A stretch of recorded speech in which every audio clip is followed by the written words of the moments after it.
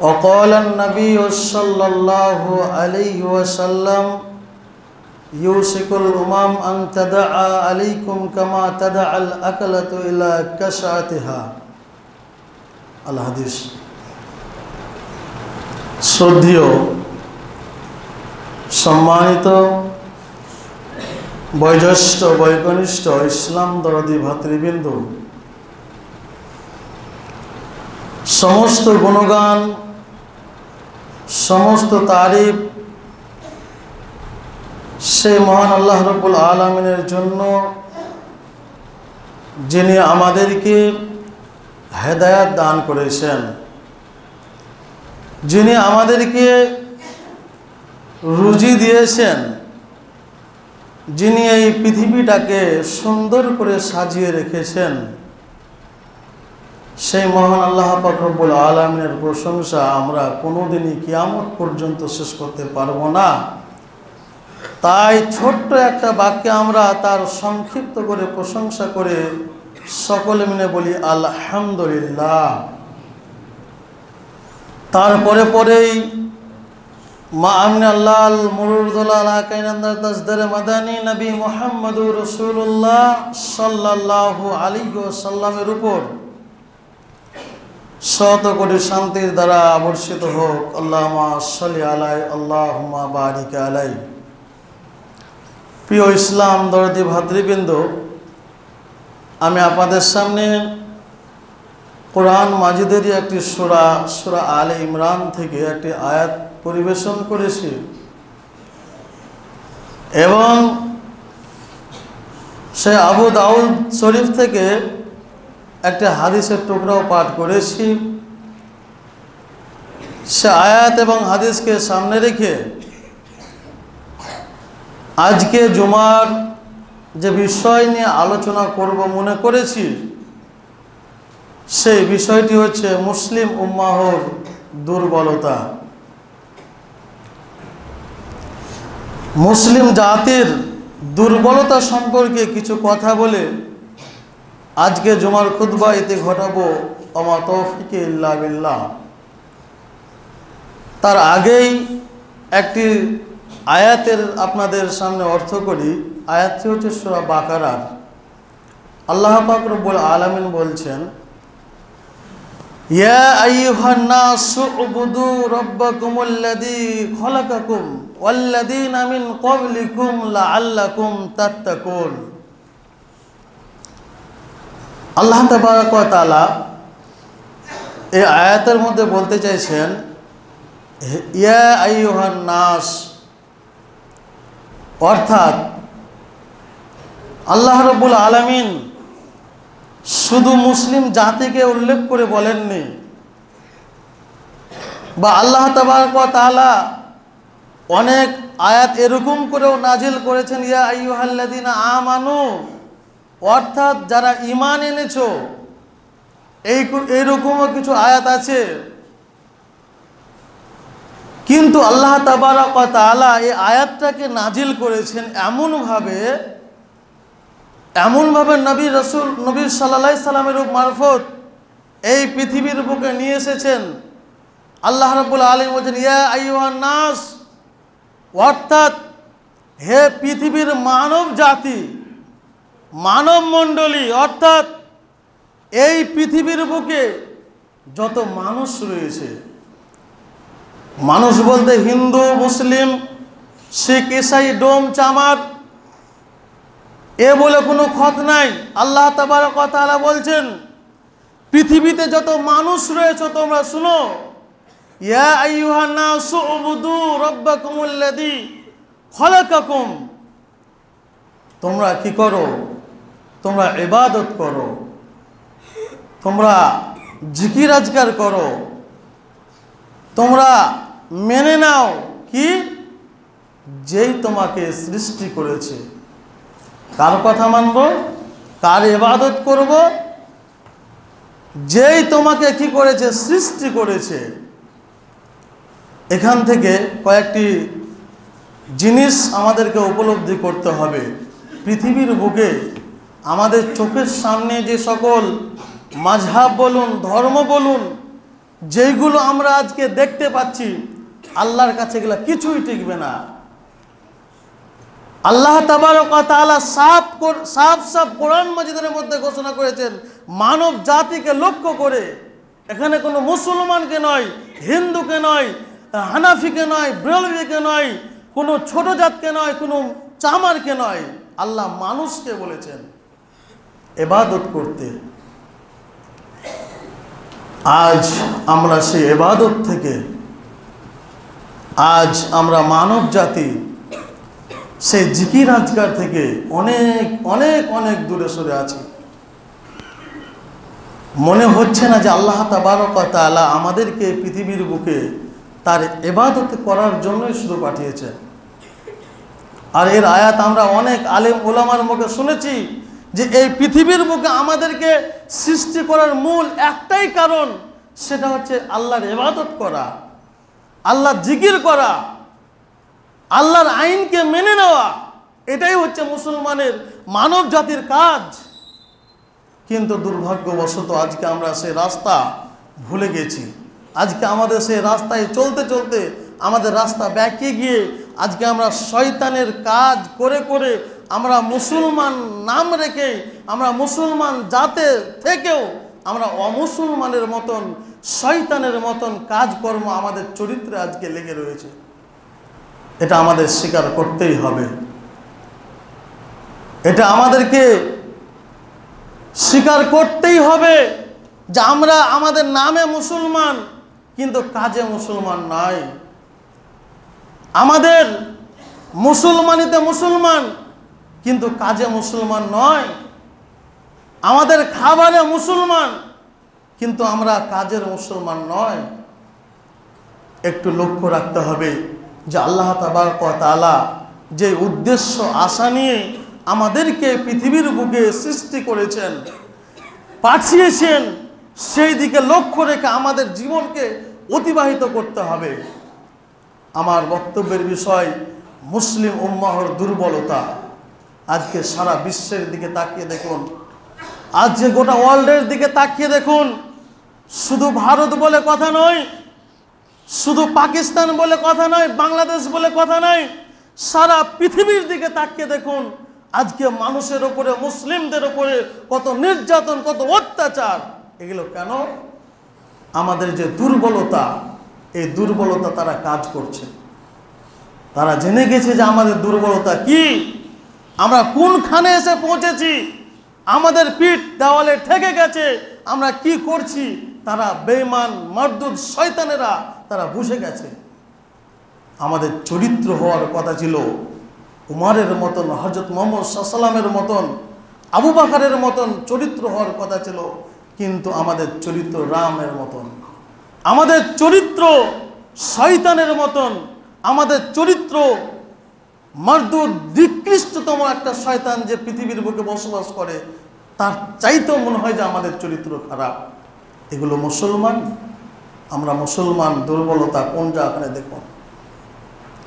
আজকে আমাদের প্রত্যেকটা স্থানে, প্রত্যেকটা জায়গায় আমাদের দুর্বলতা রয়েছে। আজকে আমরা মার খাচ্ছি কেন? আমাদেরকে এত অপমান করছে কেন? এই কারণ আমরা অনেক শুনেছি, আমাদের শুনে শুনে কান ভোতরা হয়ে গেছে।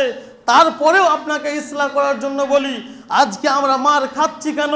আজকে আমরা এত অপমান হচ্ছি কেন? আমরা দেখতে পাই না যে মুসলমানকে।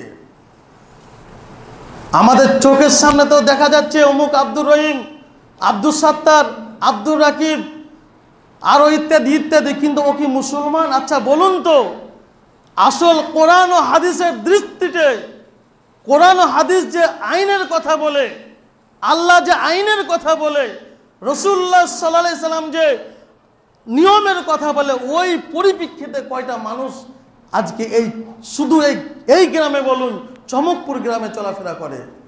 অথচ আমি মুসলমান, আমি মুসলমান, আমার চেহারায় দাড়ি নেই, আমি মুসলমান, আমার নামাজ নেই, আমি মুসলমান, রেস্টুরেন্টে যে হালাল না হারাম এই লক্ষ্য করি না, আমি মুসলমান।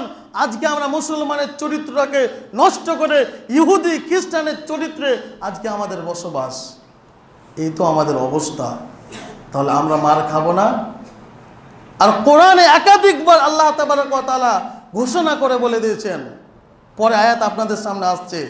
আল্লাহ তাবারক ওয়া তাআলা একাধিকবার বলেছেন, কয়েক জায়গায় বলেছেন, পৃথিবীর বুকে যদি তোমরা শান্তিতে থাকতে চাও তাহলে কি হল, লাআল্লাকুম তাত্তাকুন, মুত্তাকুন, এইরকম ভাবে বিভিন্ন জায়গায় বিভিন্ন রকম করে বলেছেন।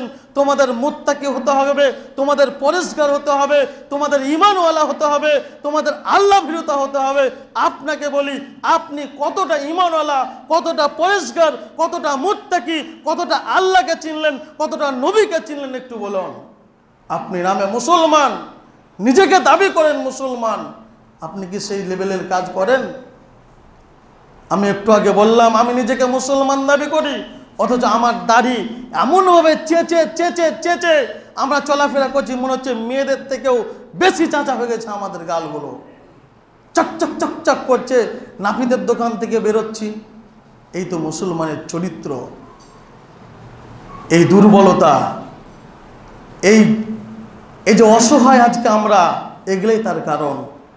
আজকে মুসলমান বলে দাবি করি, অথচ আমাদের ছেলেরা, আমাদের মেয়েরা নিজেরা নামাজকে কোনো ধার ধারি না।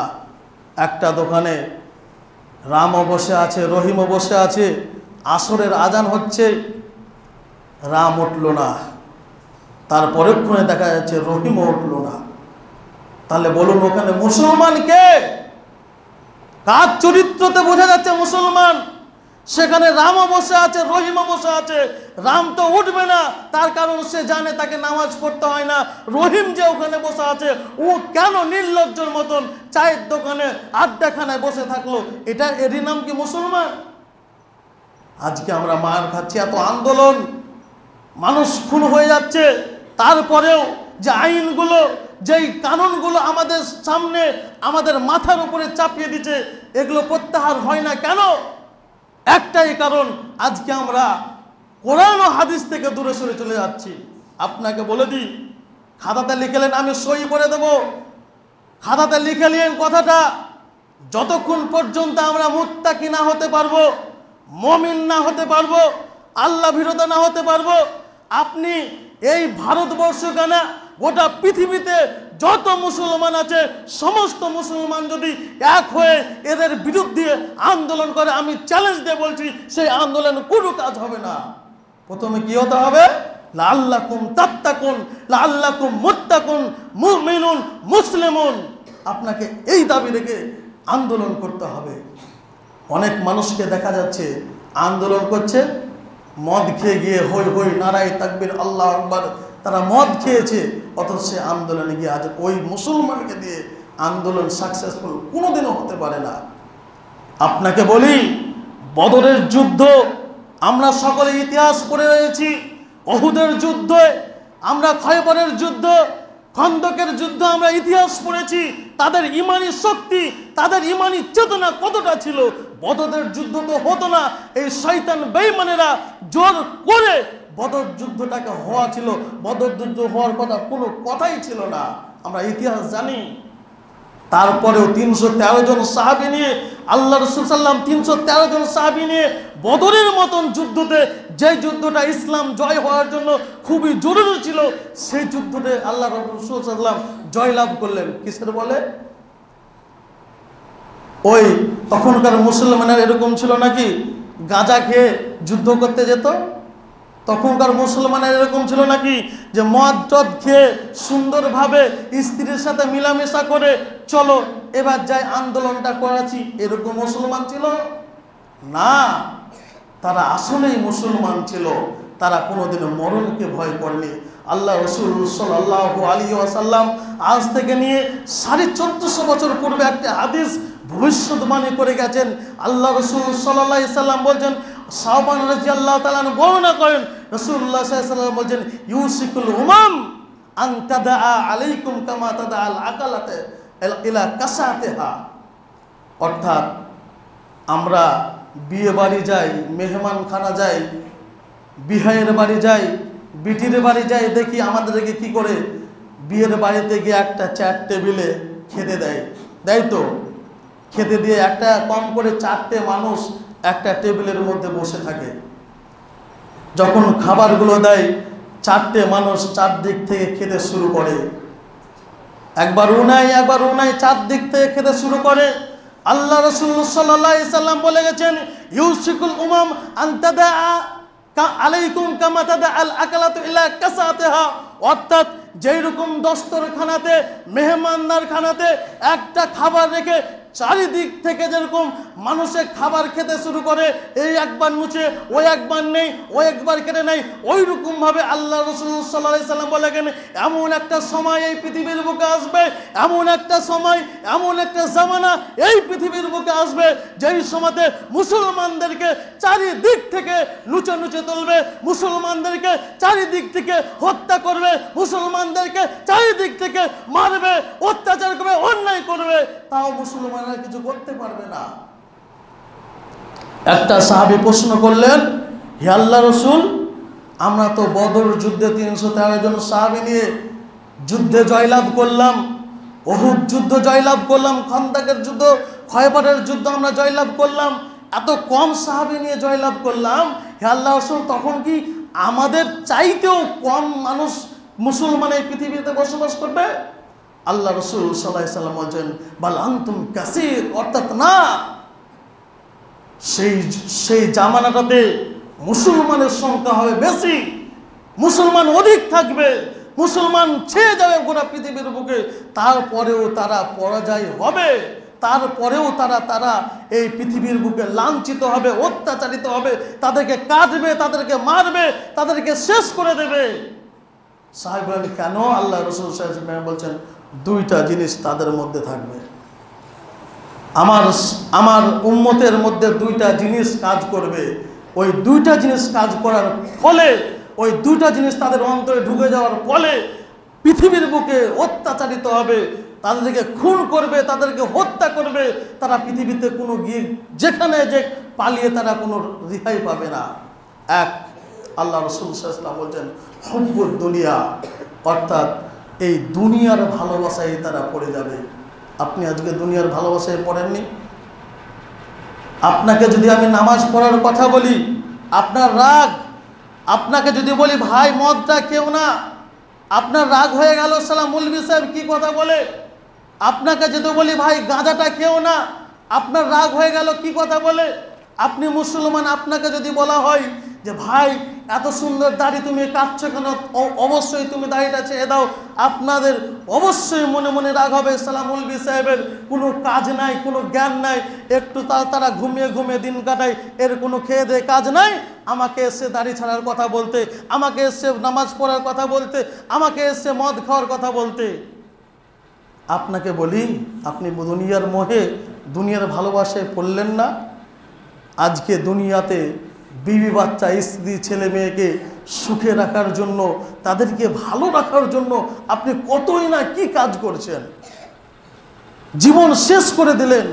আপনি নিজে যে ভালো নাই, আপনার জাতি যে ভালো নাই, আপনি কি কথা বলছেন?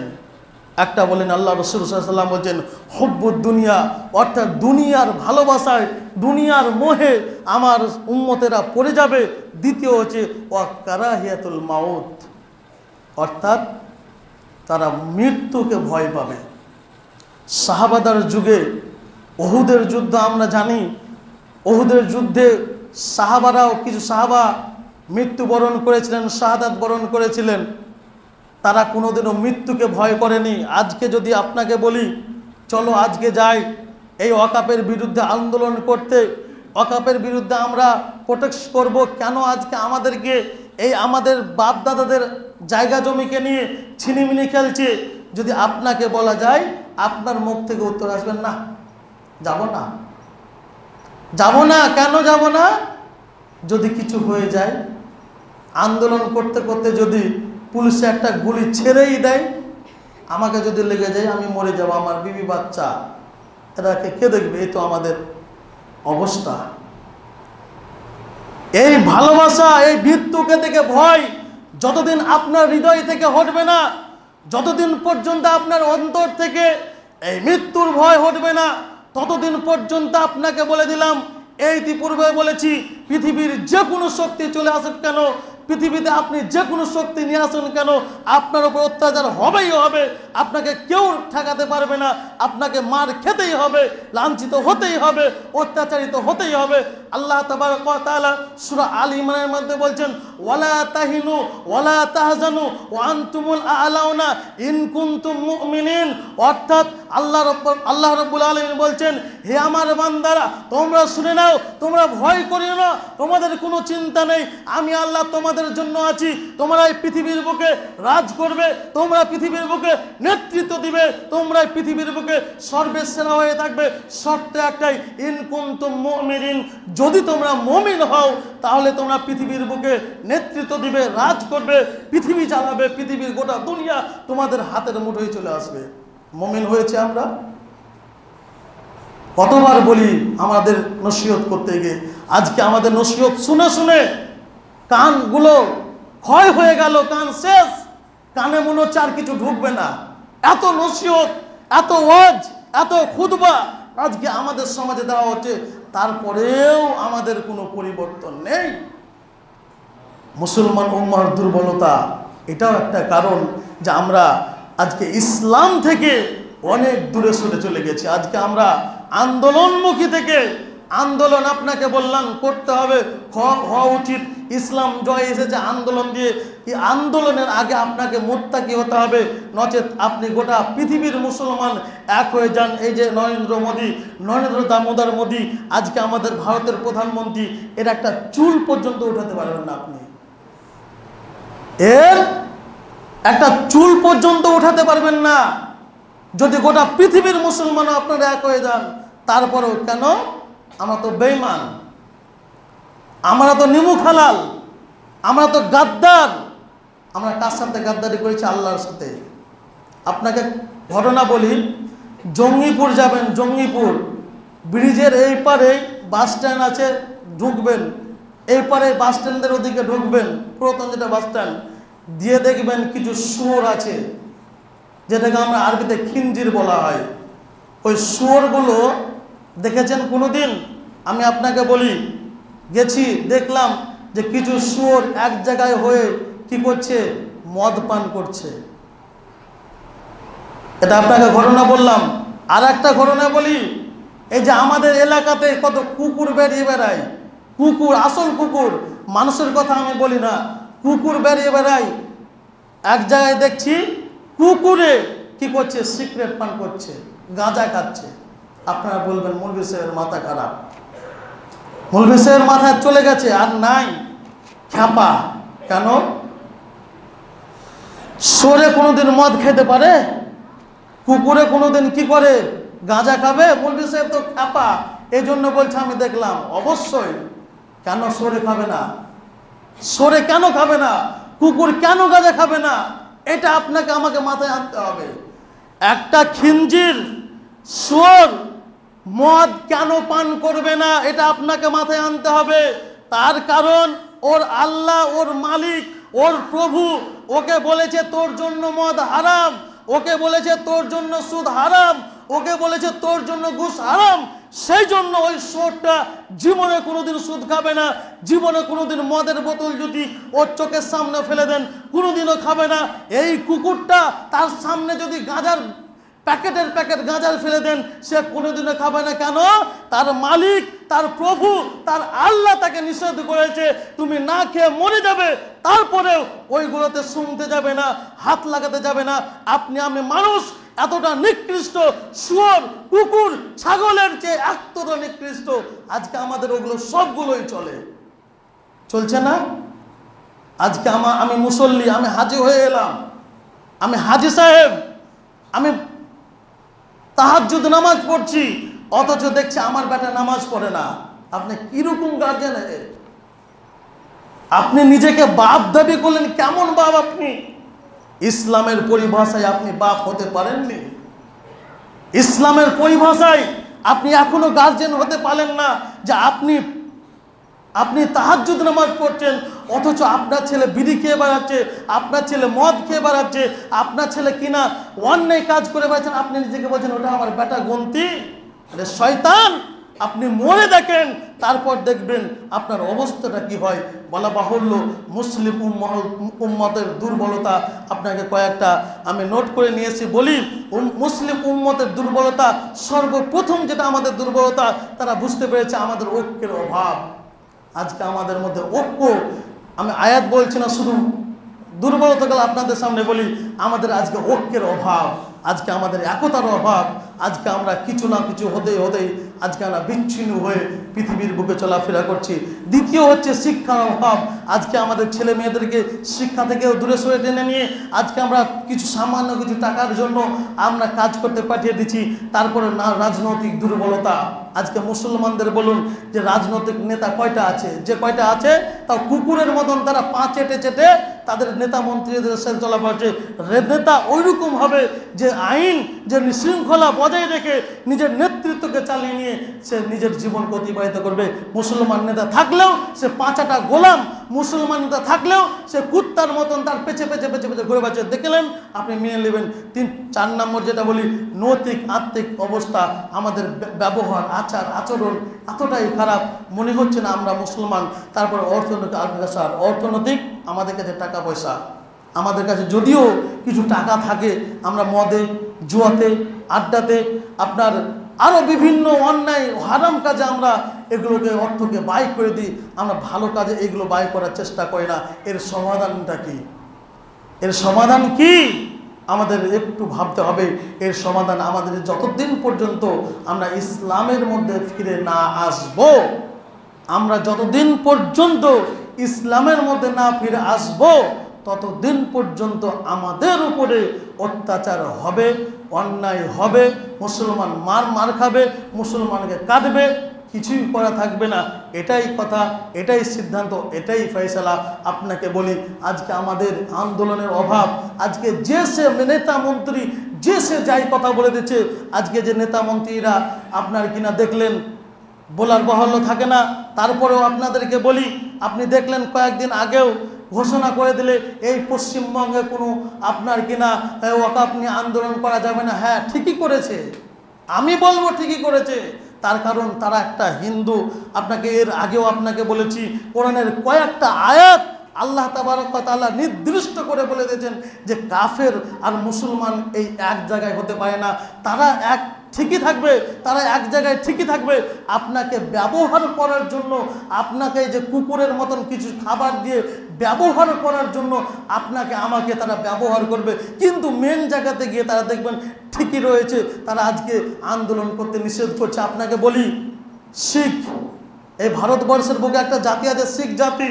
তাদের এই কথাটা বলে আমার বক্তব্য শেষ করে দেব।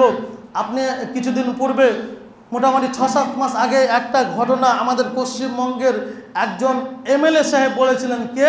তার নাম হচ্ছে শুভেন্দ্র অধিকারী। সে কি বলেছিল জানেন? একটা শিখদের পাঞ্জাবের একটা বিএসএফকে কলকাতার বুকে আপনার ভাঙড়ে যে যখন ঝামেলা লাগে তখন শুধু একটা কথা বলেছিল, তুমি হিন্দুস্তানি নয়, তুমি হচ্ছে খালিস্তানি, তুমি হিন্দুস্তানি নয়। এই কথাটা কত বড় কথা! একটা কথা, তুমি খালিস্তানি, তুমি হিন্দুস্তানি নয়। এই কথাটা বলার পিছনে আপনি যদি সার্চ করেন এটা দেখতে পাবেন, এই পশ্চিমবঙ্গের মুখে মোটে কিছু সংখ্যক, 1 লাখও হবে না, কিছু সংখ্যক শিখ এই কলকাতার মধ্যে বসবাস করছে। এই কথাটা বলার পরে তারা রাজভবনে গিয়ে উপস্থিত। কেন এই কথাটা বললো? কিসের জন্য বললো? আমরা ভারতীয় নাগরিক, আমরা ভারতে বসবাস করছি, আমাদেরকে ভারতীয় না বললে খালিস্তানি কেন বললো? বিজেপির বড় বড় নেতারা ভয়ে কেঁপে তাকে তার মুখ থেকে উইথড্র করে নিয়েছিল এই কথাটা। আজকে আপনার নেতা, আপনার মন্ত্রী, আপনার কিনা মুখ্যমন্ত্রী বলুন, নেতা বলুন, এমএলএ বলুন, যেই বলুন না কেন, বলে দিচ্ছে ওয়াকফ নিয়ে আন্দোলন করা যাবে না। ওয়াকফ নিয়ে আন্দোলন করতে গেলে আমি তোমাদের সব থেকে বড় শত্রু, আপনি মুসলমান, দুর্ভাগ্য মুসলমান, আপনাকে আমি কি দিয়ে বলাই? আপনাকে বলছি, আপনি কি পারবেন এই কথাটা বলার জন্য নবান্ন গিয়ে আন্দোলন করতে? পারবেন না। কেন? আপনি মুসলমান, 5টা গোলাম। আমি মুসলমান, 5টা গোলাম। তাদের গোলামি করে করে তারা বুঝে গেছে যে এরাকে যাই বলুক কিছু বলতে পারবে না, তাদের ক্ষমতা হারিয়ে ফেলেছে, তাদের ক্ষমতা শেষ করে ফেলেছে, তারা কোনো কিছুই করে নাই। যার প্রমাণ আমরা ইতিপূর্বে অনেক বাবরি মসজিদ দেখেছি, নূপুর শাহকে দেখলাম, 3 তালাক দেখলাম, তাদের কিছুই করতে পারলাম না। কেন? আমাদের ঐক্যের মঞ্চ শেষ। আল্লাহ রাব্বুল আলামিনের কাছে দোয়া করি, হে আল্লাহ, এই জাতিকে তুমি হেদায়েত দান করো, যাতে করে আন্দোলন করে পৃথিবীর প্রত্যেকটা আনাচে কানে শান্তির বার্তা পৌঁছে দিতে পারে। সকলে বলুন আমিন।